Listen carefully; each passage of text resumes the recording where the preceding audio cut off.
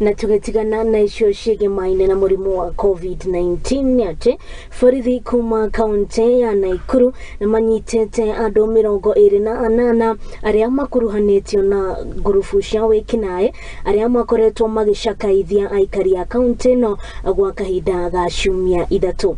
Na kũrĩ ũguo County Commissioner niwe LOYFORD KIBAARA nĩahũrĩire ndeto ĩno mũkonde na kuga amwe arĩa maikĩtio ngono ni hamwe na MBURU ũrĩa ũrekwĩrwo gũtongoria gĩkundi kĩmwe kĩa Wikinai kĩoĩkaine ta MAOKE. Na oho nĩongereire na kuga amemba a gĩkundi gĩkĩ nĩmanyitĩtwo na machete, tũhiũ, mĩguĩ, nyundo na indo ingĩ nduhu cia gũtabania ciĩko ici na nginyanagia na rĩu andũ 380 nĩo manyitĩtwo magĩtanywo gũkinyio igoti-inĩ inene rĩa Nakuru.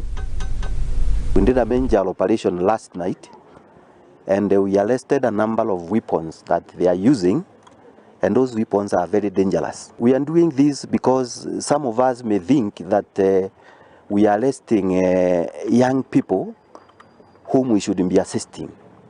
But these are criminals. When you look at the type of weapons that are behind me here, they are very bad weapons.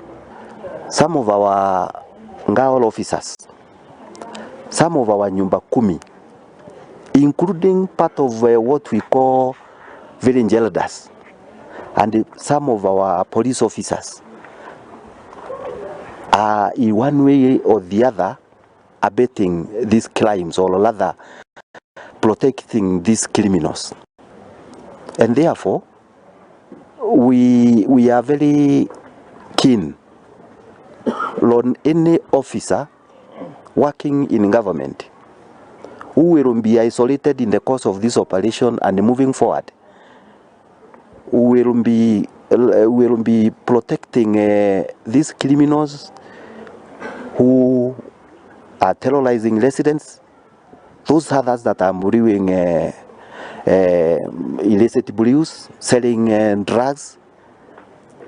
Because even here behind me you can see one of them was growing bangi in his house, pretending that they are flowers.